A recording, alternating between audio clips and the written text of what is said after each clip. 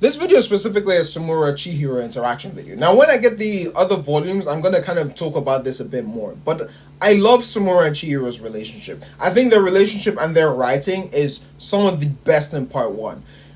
Chihiro initially meets Samura and kind of thinks of him as, this kind of free spirited, not completely free spirited, but like focused individual who kind of lives life as it comes and is a devout Buddhist and everything. That's what Chihiro thinks of Samura initially, but he respects him. That's one key thing, right? That's one key thing that I think needs to really resonate with you when you think about their relationship, is that Chihiro holds a deep respect for Samura. Chihiro was fully willing to let Hikuri and Uruha go to Senkusuji, knowing that Samura was there. We have all the members of the Makizumi saying, if Samura's fighting, even Uruha says, if Samura's fighting, the best thing to do is let him fight alone. Because when Samura fights, everyone has this respect, has this kind of almost Gojoification of Samura, where they're like, he's the fastest and he will be able to take down anything within his reach, right?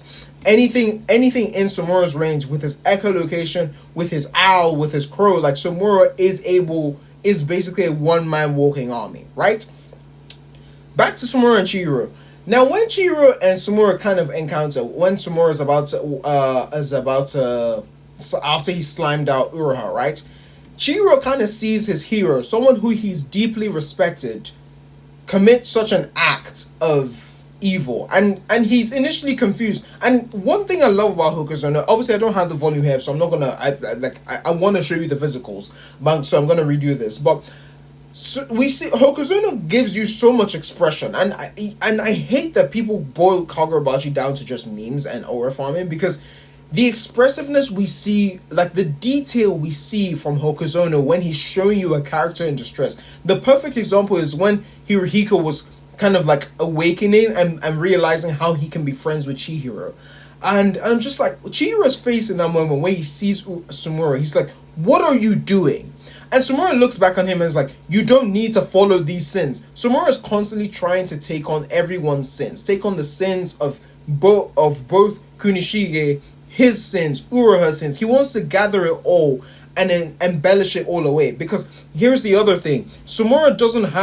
I feel like Samura doesn't fully value his own life, in the way that he's such a self-sacrificial person, that he's so willing to sacrifice himself for everyone else. And that's why he dies in such a beautiful way. He expends the flames of Suzaku in such a masterful way. The black flames represent a rebirthing Chihiro in exchange for his life, his one final sacrifice, giving Tobimune up to Iori, to his daughter, and rebirthing Chihiro, the person who he kind of sees as this new light in the world, the person who opened his eyes to the world and showed him that all these things that you're trying to reject from this world, all of these worldly pleasures, everything in the world doesn't have to be defined by this said black and white. He almost kind of pulls him out of this delusion, that I don't want to kind of call his religion delusional, but like kind of pull him away from this narrow-minded track of thinking where he's like, I need to reject everything, I need to release everything in order to accept and carry the sins, carry the burdens alone. And that's what Chihiro also learns. Chihiro kind of goes through that after Samura rebirths him the first time, when he offs him and cuts his contract with Enten. And Chihiro realizes, I don't need to do everything on my own. I can keep pushing forward with people helping me. I feel lighter. When he was fighting against Koguri, he was feeling lighter, even though he was outmatched. He wasn't as good as Koguri, like when it came to swordsmanship, but he was still picking up faster. He was picking things up, and he got to the point where he got Enten back. He was able to clash against Samura and show Samura that there is a way forward. There is a better path than this. We can, because initially, even in this same volume, this is the same volume where Chihiro says, I guess I'm damned to go to hell with the rest of you guys. I'm going to drag everything to hell. And Chihiro is the same person who brings the person that he once respected, and he still has a newfound respect for, after finding out about his daughter, finding out about the sacrifices that Samura has to do, and finding out about who the man Samura is, and understand all these things. and then offer him a new path to light. Their relationship is so masterful, and oh my days, I love that Samura gave his life for Chihiro. I don't think I would have wanted anything more than for Samura to sacrifice his life for Chihiro after rebirthing Chihiro the first time, and then doing a final rebirth on Chihiro the second time to allow Chihiro to create something. Part 3 of Kagurabachi is gonna be so insane when we see Chihiro's new sword. Oh, and I'm praying he melts down Mai, or he makes dual sword Chihiro. Oh, filthy! Y'all ain't gonna be ready for that. Chihiro with a new Cloud Gouger and a new N10, or he fuses them both into one sword, and he has lightning abilities plus. Oh, because y'all know that Kuro is the coolest. Like, I love Nishiki is amazing, and Aka obviously gave us the Flamebone X Flamebone moment, right?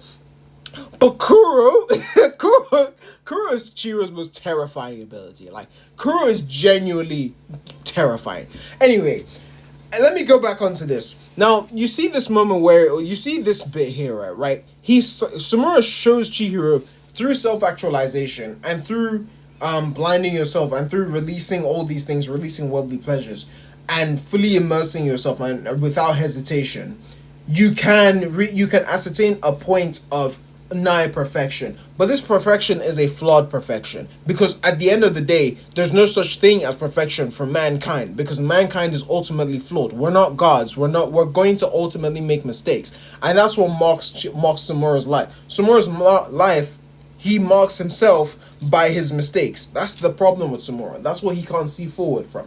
He sees himself as this giant flaw. He constantly self-deprecates himself and constantly says he's a monster, but doesn't understand that the people around him still love him regardless. That, like, his actions have brought much positivity, but he still rejects those things in order to kind of live this life where he just claims all the sins of everyone, and he wants the best for everyone, but wants to take on the burden of giving everyone the best. I love Samura, man. I think Chihiro is such a beautifully written character, and Samura is such an amazing, like, character for him to have. Like, Samura is basically his Kakashi, right? But the way they turn Samura into such a magnificently written character is just chef's kiss, honestly. Shit, like, Hokuzono, take 10 bows and 50 and use up 20,000 more of whatever Shonen Jump's ink budget is, because you deserve it, bro. I'm gonna do a whole separate video on Hokuzono's, like, art, because oh my days, is it peak.